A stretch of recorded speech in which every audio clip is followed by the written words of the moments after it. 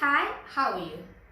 I thought today I would talk to you a little bit about open-ended resources and open-ended activities. What are open-ended resources? Any toys or items that can be used in many different ways are open-ended resources. For example, sand, water, paint, Play-Doh, wooden blocks, fabric, and many more. Let's take children playing with sand at the beach. Each child playing at the beach can play with the sand completely different. One could make a sand castle, another could dig a hole in the sand, one could mold sand into balls or make and decorate sand cake. So open-ended resources cater for individual differences. If you take the same child to the same beach, to the same sand, still they can play completely different. Now, what are close-ended resources? It's just the opposite of open-ended resources. Any toys or items that can be played in a particular way or have only single purpose are close-ended resources. For example, a puzzle. When a child finishes fixing a puzzle, the play ends. Then the child has to move on with other activities or start over the puzzle again. So, close-ended resources have clear ending point. Books, shape sorters and most of the battery operated toys are close-ended resources.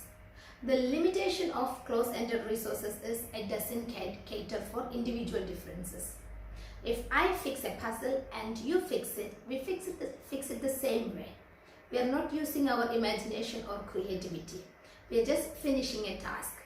So in general, any task that has to be completed in a particular way is a close-ended activity.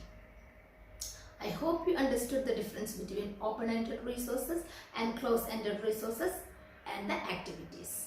Why open-ended activities are important in a child's play? Because there is no right, no wrong. No specific problem to solve, no outcomes, no expectations. Then what is it? It's just the free play for the children, making own choices, following own imagination and creativity, and taking lead of own play and learning.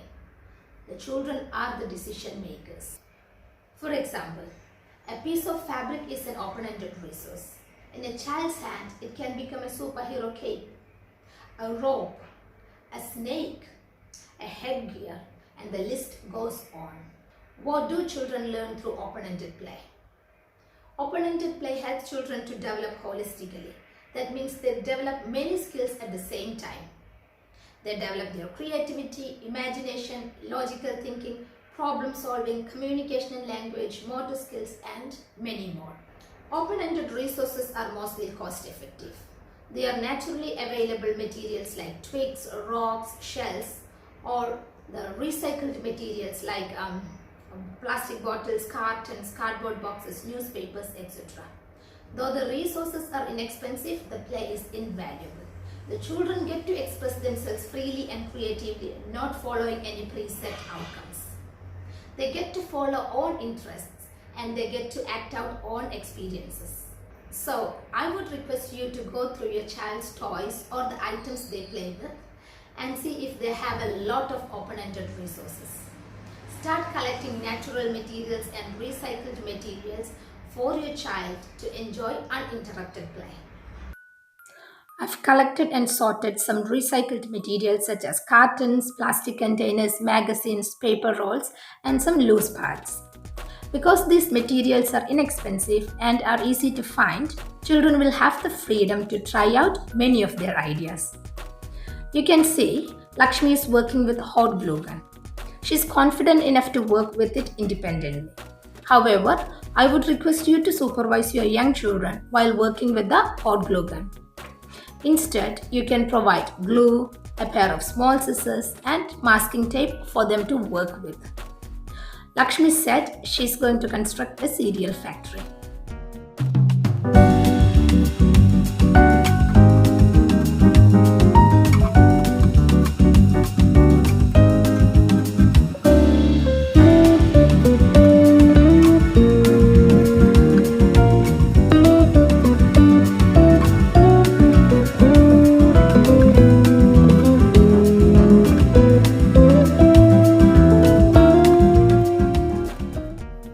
Thank you for watching this video. Take care. Bye.